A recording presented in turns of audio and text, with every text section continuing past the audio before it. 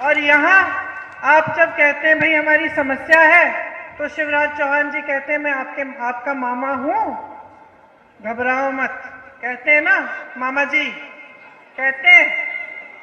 आप कहते हैं भाई खड़ी खेती तबाह हो रही है, वो कहते हैं कि मैं मामा हूं, घबराओ मत, मामा जी हूं। किसान को यूरिया नहीं मिल रही है, आप कहते हैं कि हम मामा हैं, है ना।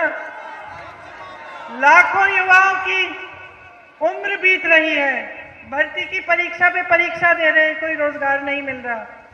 कुछ बच्चे बेचारे 26 साल के हो जाते हैं, 27 साल के हो जाते हैं, परीक्षा दे दी, इंतजार में है कि चलो इस साल नहीं तो अगली साल भर्ती की लिस्ट आ जाएगी, फिर से क्यों दे, फिर से क्यों फीस भरे। नहीं आती रोजगार की लिस्ट। भर्ती घोटालों से जिंदगी बर्बाद हो गई है उनकी। जवाब आपको क्या मिलता है? मामा है हम आपके। महिलाओं के साथ अत्याचार होता है। हर रोज मध्य प्रदेश में 17 महिलाओं का बलात्कार हो रहा है। सुरक्षा नहीं है, लाडली है लेकिन सुरक्षा नहीं है।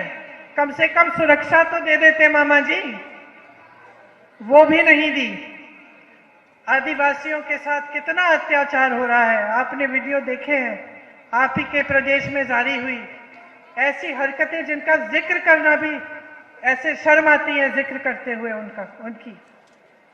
कल ही मैं कहीं गई थी, वहां एक लड़की मिली, उसका पूरा परिवार खत्म कर दिया बेवजह, बेचारी अकेली रह गई है। अत्याचार पर अत्याचार हो रहा है, आप कहते हैं हम मामा हैं। घोटाले पे घोटाला हो रहा है, जहां देखो घोटाला। यहाँ का मध्य प्रदेश का हर नौजवान जानता है कि रिश्वतखोरी से चल रही है सरकार। कहां सबसे छोटे से छोटे काम के लिए जाओ, भाई घूस निकालो। मुख्यमंत्री जी कहते हैं हम मामा हैं, तो बिल्कुल सही कहा आपने कि रिश्ता निभाने से बनता है, वरना कंस भी मामा थे।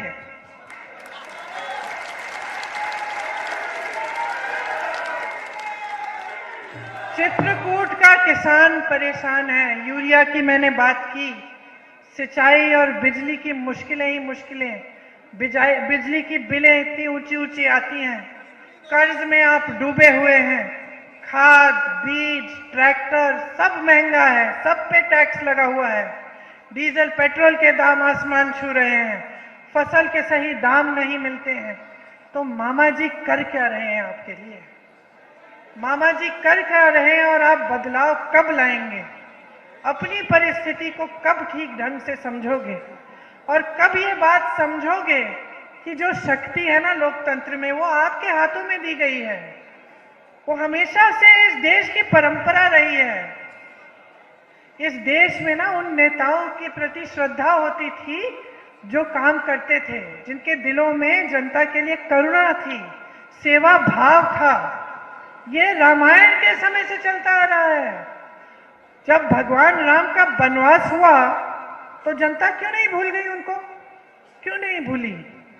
जनता कह सकती थी कि चलो वनवास में चले गए हैं, अभी जो राजा है उन्हीं को पूजने लगते हैं, लेकिन नहीं किया ना ऐसे जनता ने। क्यों? क्योंकि हमारी पुरानी परंपरा है।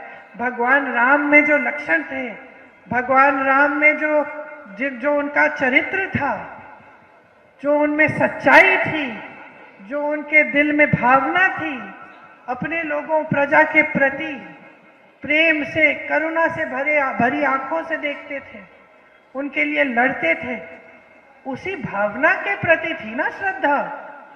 तभी जब भगवान राम वापस आए वनवास से तो जनता गदगद थी, खुशियां मनाई गई। और आप सोचो ऐसी खुशियां जो आज भी हम मना रहे हैं, 2 दिन में हम वही खुशी मनाने जा रहे हैं कि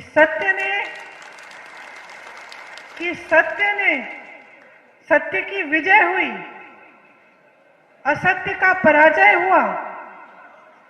तो उस समय की ये परंपरा है हमारी कि राजा जो है, नेता जो है, इसके दिल में श्रद्धा होनी चाहिए जनता के प्रति, तभी जनता उसको मानती है।